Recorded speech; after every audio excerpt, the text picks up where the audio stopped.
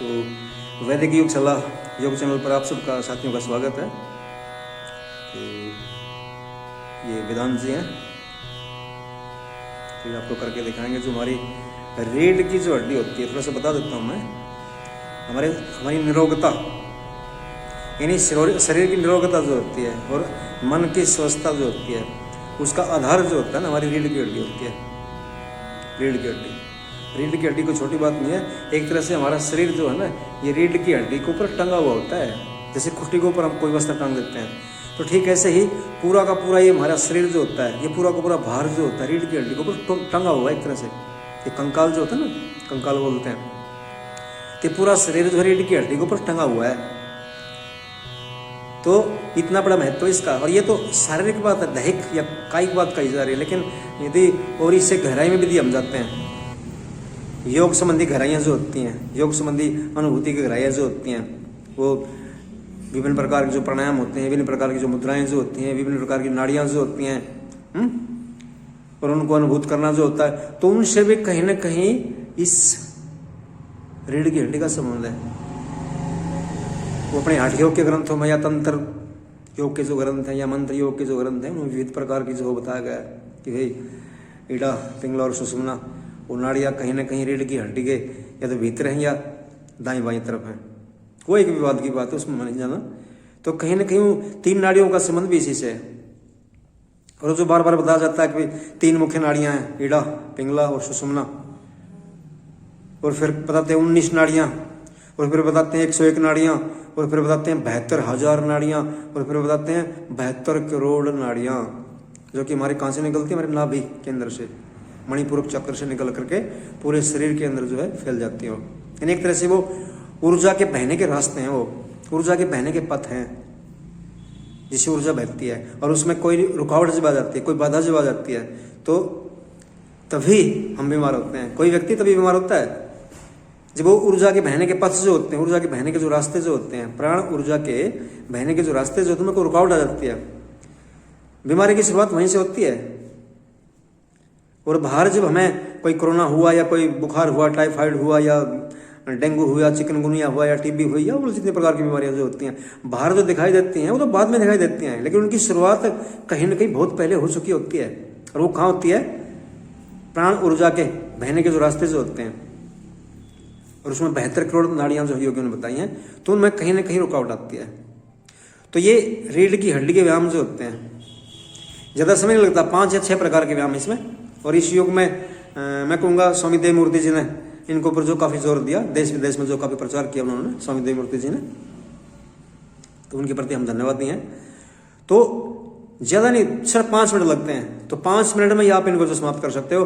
तो कहीं ना कहीं आपके शरीर के, जैसे शरीर के अंदर इतने जो है तंत्र होते हैं हमारी ऊपर से देखोगे तो जैसे चमड़ी त्वचा दिखाई देगी आप, इससे भीतर जो हड्डियाँ होती हैं, पेशाब का संस्थान है, रक्त का संस्थान है, सूचनाओं के आदान प्रदान के लिए मात्र तंत्रिका तंत्र है,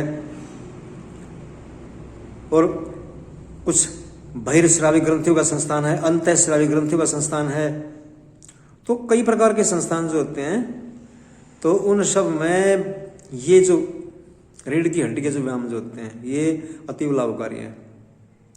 5 मिनट, 24 घंटे में 5 मिनट दे दो आप। और तो और इसमें यह भी कहा जाता है कि आप उठते भी कर सकते हो, सिर्फ आप उठे हो, उठते ही भी कर सकते हो इनको। 5 मिनट बिस्तर पे लगा दो आप। कभी आपने बिल्ली सोती हुई देखी हो या कुत्ता सोता हुआ देखा हो, सोकर उठते ही एकदम से अपने शरीर को स्ट्रेच करते हो, तो कहीं ना कहीं वो अपनी रीढ़ की हड्डी को ही जो है स्ट्रेच करते हैं, रीढ़ की हड्डी का व्यायाम करते हैं। और वो सुस्ती जो होती है, सुस्ती को या तमस जो होता है, आलस्य जो होता है, उसको दूर भगाते हैं। वो रीढ़ की हड्डी को हिलाकर दाएं तरफ या बाएं तरफ या आगे पीछे, तो कहीं ना कहीं ज्यादा मात्रा में प्राण ऊर्जा का अपने अंदर जो संचार करते हैं, सजीव करते हैं अपने आप को, एक्टिवेट करते हैं अपने आप को। तो वेदांत जो है 4 या 5 से कुछ ऐसी जो है क्रियाएं आपको बताएंगे, रीढ़ की हड्डी के व्यायाम या सूक्ष्म व्यायाम जिनको बोलते हैं। तो शुरू करेंगे। पहला कौन सा हो सकता है? यानी 10 बार तो आपको करके दिखाना है। 10 बार दाएं तरफ, 10 बार बाएं तरफ। शुरू करो आप।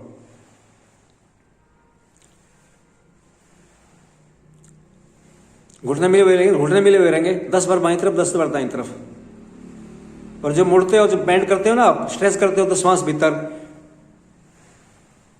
तो श्वास का थोड़ा सा ख्याल यदि आप रख लोगे तो इसका लाभ जो है कई गुना हो जाएगा। जहां भी शरीर के अंदर खिंचाव होता है ना, तो श्वास भीतर और खिंचाव जब कम होता है तो श्वास बाहर। तो इस तरह से श्वास का यदि आप ध्यान रखोगे तो लाभ ज्यादा हो जाएगा, इसका महत्व और भी बढ़ जाएगा, उसकी उपयोगिता जो है और भी ज्यादा हो जाएगी। तो दो बड़ी बड़ी चमत्कारिक क्रिया ये रीढ़ की हड्डी के जो व्यायाम जो होते हैं बड़ी चमत्कारिक हैं। तो 10-10 बार आपको करना है। तो दूसरी कौन सी हो सकती है, दूसरी और करके दिखाओ आप।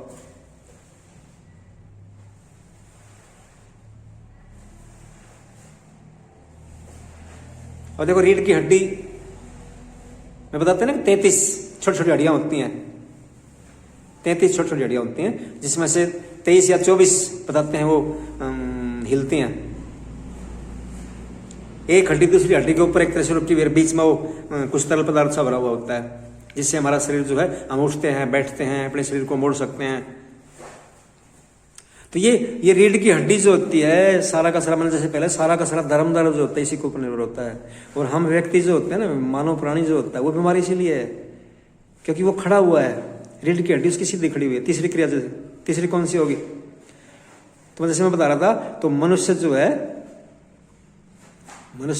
है वो खड़ा हुआ है बिल्कुल वर्टिकल, लेकिन जितने भी पशु, जितने पक्षी होते हैं वो हॉरिजॉन्टल होते हैं उनकी रीढ़ की हड्डी। तो पृथ्वी की गुरुत्वाकर्षण शक्ति का विरोध करते हुए मनुष्य खड़ा हुआ है, और उस खड़े होने के कारण ही उसके अंदर ये सारी समस्याएं पैदा होती हैं। उसको मनुष्य होने की कीमत चुकानी पड़ती है। तो कहीं ना कहीं उस नुकसान को हम इससे पूरी कर सकते हैं। रीढ़ की हड्डी के जो व्यायाम जो होते हैं, इनसे उनकी पूर्ति कर सकते हैं। अपने कुत्ते को देखा होगा, अपने घोड़े को देखा होगा, अपने बंदर को देखा होगा, है चिड़िया जब उड़ती है, बाज जब उड़ता है, देखा ना आपने, पूंछ हिलाते हैं, वही रीढ़ की हड्डी को हिलाते हैं, एनर्जी प्राप्त करते हैं, प्राण ऊर्जा को ज्यादा मात्रा में अपने शरीर के अंदर जो है संग्रहित करते हैं। वो भैंस को चलते हुए देखो, गाय को चलते हुए देखो, रीढ़ की हड्डी को हिलाते हैं वो। तो इसकी चौथी क्रिया है रीढ़ की हड्डी के व्यायाम की चौथी क्रिया, ठूठी को पूरी तरह से कंधे से लगाने की कोशिश करो। वेदांत 10-10 बार तो आपको करना है। ये चौथी क्रिया है उसकी, रीढ़ की हड्डी के व्यायाम की चौथी क्रिया है। अब पांचवी क्रिया इसकी, और जैसे पैर को लेके थे वैसे ही ठीक उसी रास्ते से वापस लेके आओगे, धीरे धीरे, झटके से नहीं, बिना किसी झटके के, बिना किसी झटके के।